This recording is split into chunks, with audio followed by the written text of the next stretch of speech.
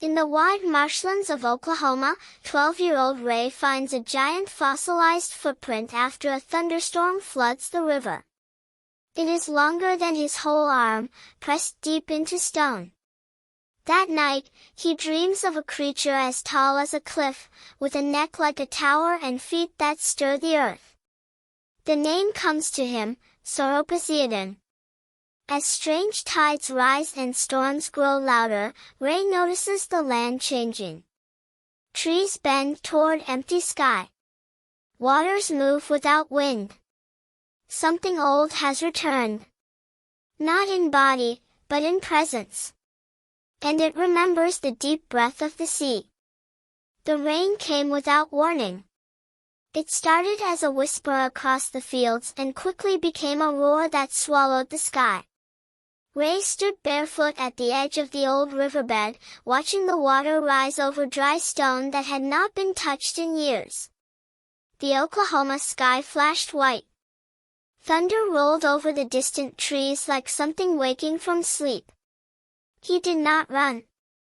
The others had already gone back to their houses, lights glowing behind curtains. But Ray had never been afraid of storms. He said the sky was loud only when it had something to say. When the wind shifted, he turned to leave. That was when he saw it. A depression in the stone. Round. Deep. Almost perfect. He stepped toward it. The shape was smooth and broad, filled with muddy rainwater. It was nearly the length of his arm and sank into the sandstone like a bowl carved by pressure and weight. Ray crouched beside it and placed his hand against the edge. It felt colder than the surrounding rock. The water inside rippled, though no wind touched it. Ray looked up. There were more. Not many, just two others. One closer to the edge of the bank, the other almost hidden beneath a layer of grass and moss. He brushed the moss aside and stared. 3 massive footprints. He had walked this path 100 times, but he had never seen them before. They had been covered. Hidden. Buried under years of quiet. But now the storm had revealed something ancient. He stood in silence. The thunder stopped. The sky went still. Ray leaned over the largest print again and saw his reflection twisted in the puddle. Then, something else. A long shape. Rising. Moving. He blinked. It was gone. He took one step back, then another. He knew a fossil when he saw one. His father had been a part-time fossil hunter, once. He kept fragments in their shed, ammonites, a partial jawbone, some chipped pieces of shell. But nothing like this. Nothing that spoke through silence. Ray rushed home. He told his mother, but she said the storm was getting worse and to stay inside. He told his science teacher the next day, who smiled and said maybe it was just a natural rock formation. But Ray knew it was not just rock. It was weight and memory pressed into stone. That night, the storm came again. He dreamed of tall trees swallowed by fog. Of shallow waters stretching for miles. Of a giant neck rising from the horizon like a living tower. It moved slowly but surely, every step a quake. He woke before dawn, heart racing, shirt damp with sweat. The river was louder than before. Ray dressed quickly and slipped out of the house, past the porch, and down the field to the old riverbed. The sky was still dark, but the storm had passed. The air smelled clean. The prints were still there. But now, the ground around them looked different. More soft patches. More subtle depressions, like echoes of movement. He followed them. They led along the river's edge, curving through the reeds and into a narrow bend where the trees hung low. He stopped there, breath caught. Another print. This one deeper. And beside it, something else, what looked like a long drag mark, as if a tail had moved through mud. He knelt and touched it. The ground was warm. Birds stirred above him. A gust of wind moved through the trees. Ray closed his eyes. He heard something. A long, distant sound. Not a roar, not a cry. A deep breath, like wind pulled through the lungs of something too large for sight. The name came to him. Sauroposeidon.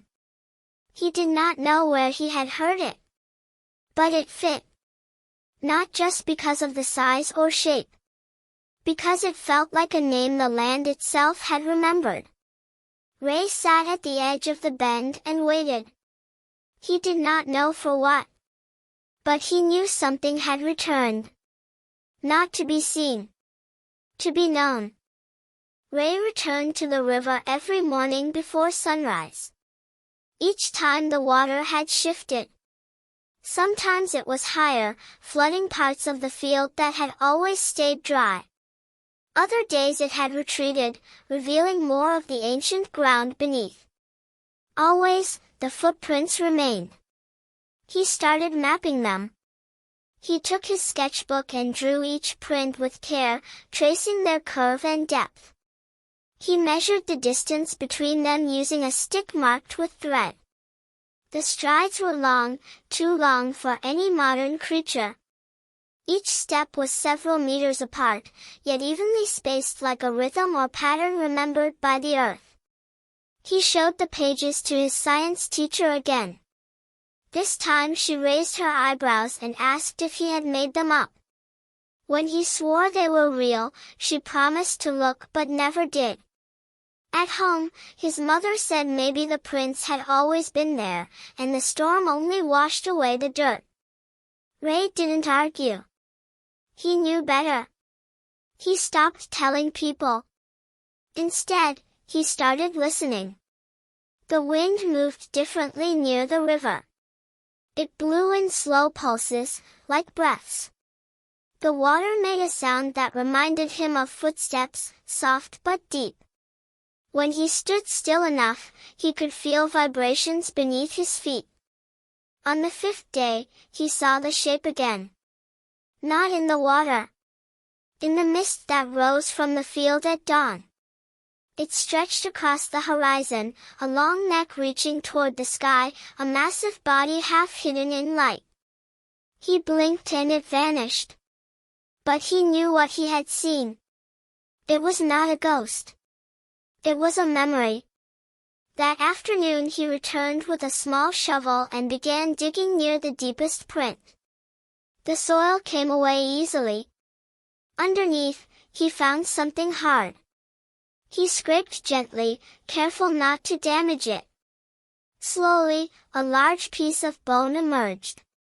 It curved slightly, with a smooth surface and hairline cracks running through it. It was heavier than anything he had lifted before. Not in weight, though it was dense, but in presence. He wrapped it in his jacket and carried it home. That night, as he lay in bed, the bone beside him on the windowsill, a soft sound filled the room.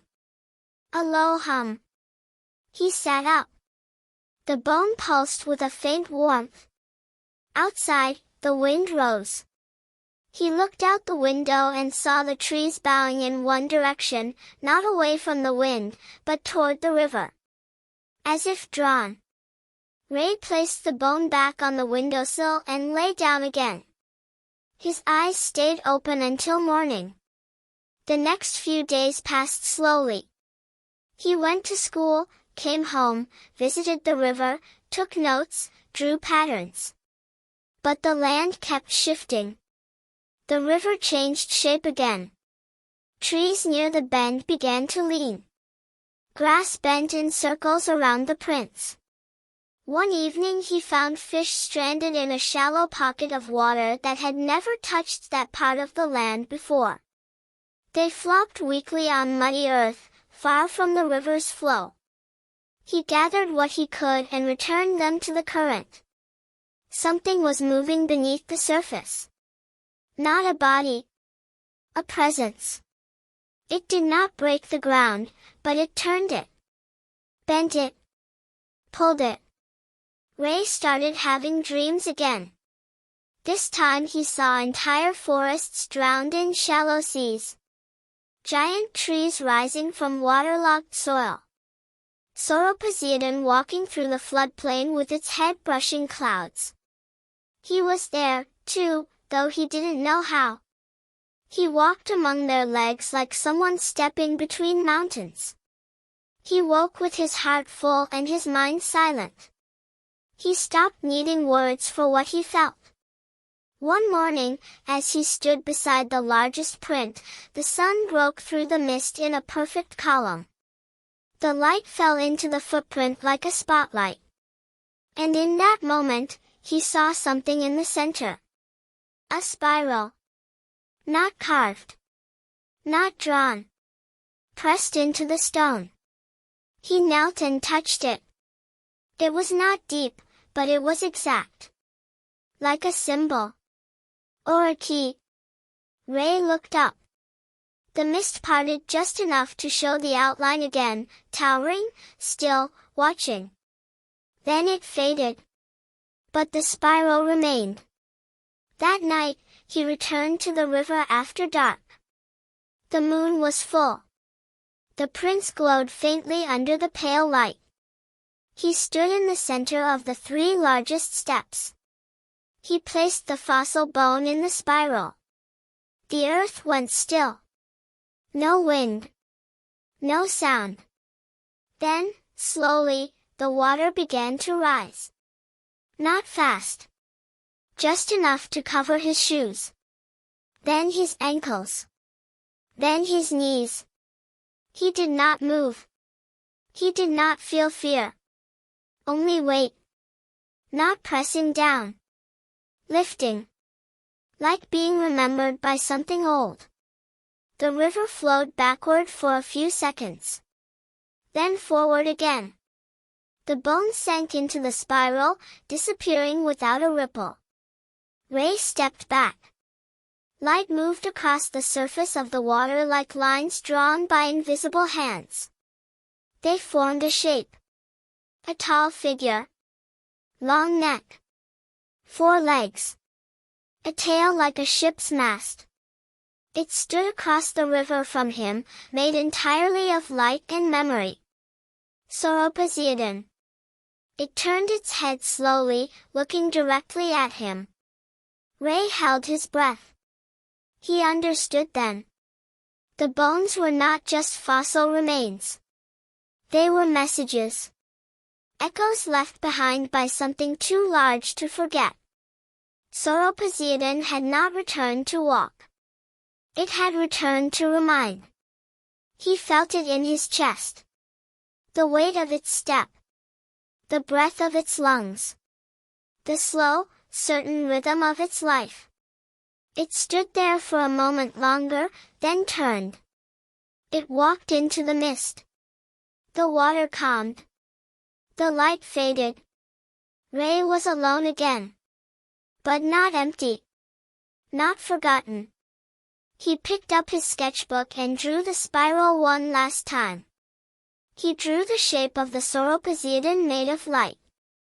Then he turned the page and started drawing something new. The land. The prince. The rhythm. The memory.